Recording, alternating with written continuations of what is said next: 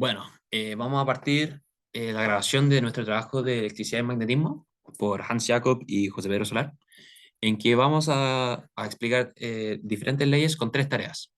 La primera va a explicar la ley de Ohm, donde acá la tengo anotada, es voltaje es igual a intensidad por resistencia.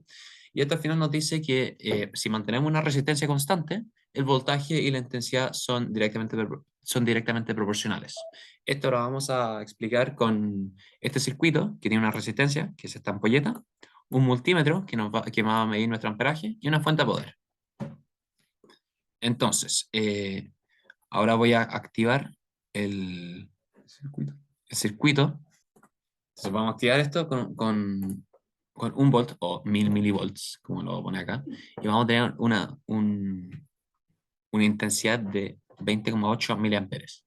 Ahora, si subimos un poco el voltaje a 9, va a ser 187 miliamperes. Eso significa que una vez que subimos el voltaje, subió también la intensidad de corriente.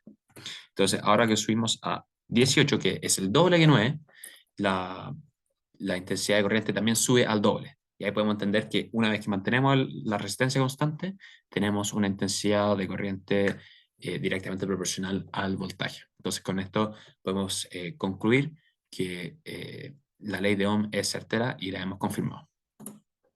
Entonces, el segundo proyecto que queremos presentar es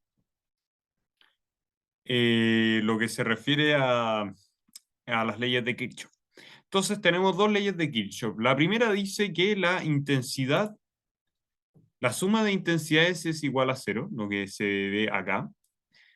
Entonces, para comprobar esto, usamos este circuito que tenemos en la pantalla. Entonces, lo que debería pasar es que una intensidad, al llegar a un nodo, se separa en dos y la suma de estas como ramas que se crean, de la intensidad de esas dos ramas, debe ser igual a la que llegó al nodo. Entonces, para comprobar esto hay que ver lo que pasa en esta parte que es donde se produce el nodo. Entonces, la intensidad en esta parte debe ser igual al doble de o la suma de estos dos. Entonces, comprobamos. Esto está en voltios.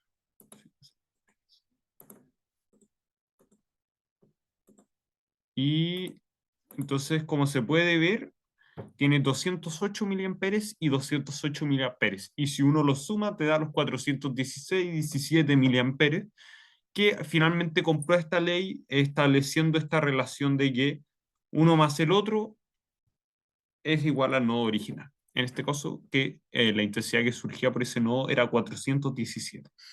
Entonces, esto comprobaría la primera ley de Kirchhoff. Ahora vamos a hablar de la segunda ley de Kirchhoff, la que dice que la suma de voltajes tiene que ser igual a cero dentro de un circuito.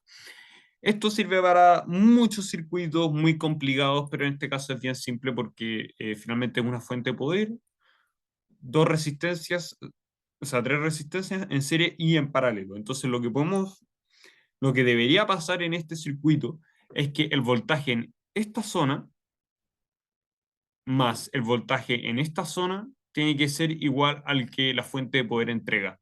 En este caso, en este lado, en el lado derecho de la pantalla, se puede ver que las dos ampolletas están en paralelo, por lo que el voltaje que se le entrega a cada uno, que se va a ver en este multímetro y va a equivaler solo a una, entonces lo que digan, o sea, la suma de ambos dividido 2 es lo que en verdad hay y no una suma completa.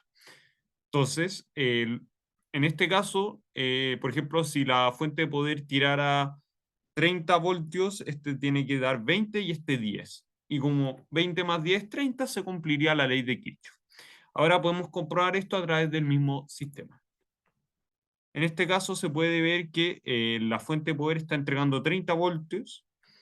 Aquí en esta parte de acá hay 20 voltios y en el sistema en paralelo hay 10 voltios en cada uno, por lo que en total de esta parte en paralelo son 10 voltios que más los 20 anteriores dan los 30 originales.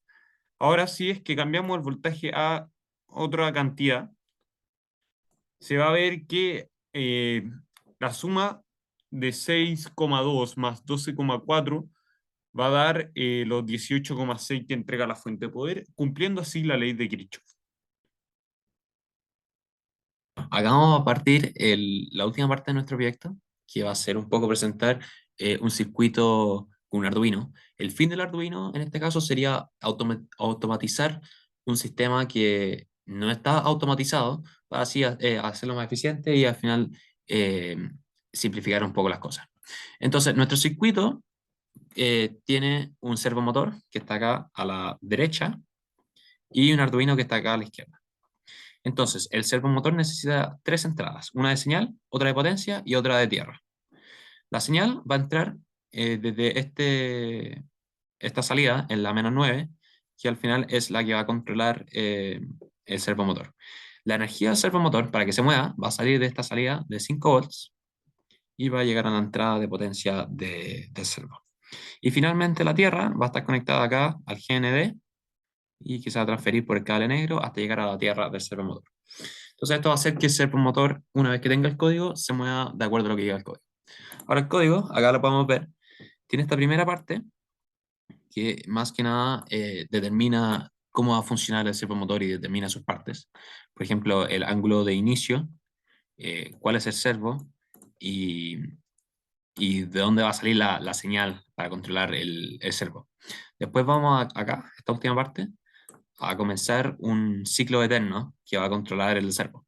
Entonces va a decir, cuando el ángulo es cero, el servo se va a mover en 180 grados y de ahí va a esperar un tiempo, que es este 15, y después va a esperar un poco más y después va a volver a su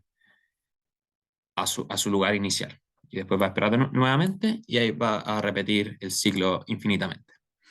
Ahora, nuestro fin con este servo y este Arduino es hacer un sistema de riego automático. Acá lo podemos ver en esta imagen. Queríamos imitar un poco lo que vemos acá, donde, eh, donde acá hay una hay una válvula, perdón, que va a frenar el paso de agua. Como podemos ver, estas dos válvulas de acá están cerradas y no hay flujo de agua por estas salidas.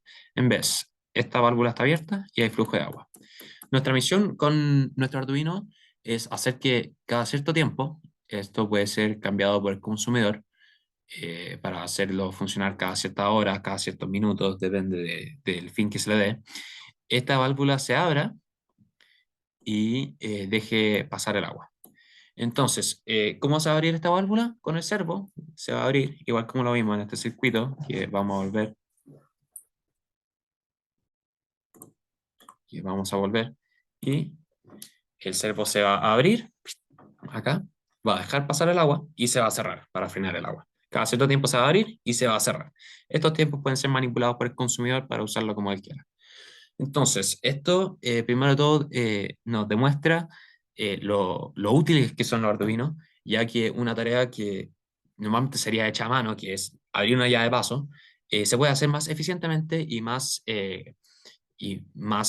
ajustada al horario que se debe llevar, especialmente en la agricultura, por las horas de regadío y todo ese tema, puede ser llevado eficientemente y cuidadosamente por una máquina automática. Y solamente necesita la mantención de un humano y no la constante operación. Entonces, finalizamos la presentación de nuestro último proyecto y nos despedimos, don Freddy.